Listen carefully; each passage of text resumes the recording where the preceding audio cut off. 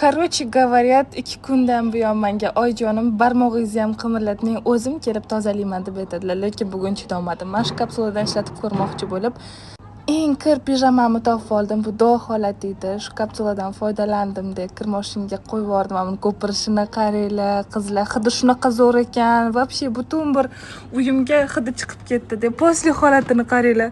Oppoq bo'ldi, do'ni qaranglar-da, endi poslini qaranglar. Men bir umr do posli qilib qarab o'tirardim bu rezultatni ko'rib.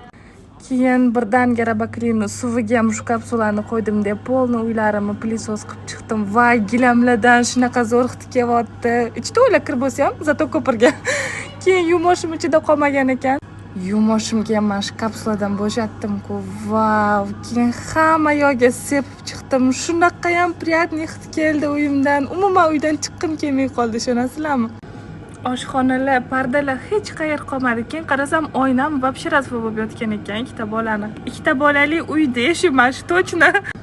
Oynalarni artuvdim. Vau, shunaqa vau bo'ldi. Просто super. Men ortiqcha gapirmasam ham sizlar ko'rib turibsizlar. Pollarimni shunaqa yaltiratib berdi kapsula. Hamma ishimni kapsula bilan qildim bugun.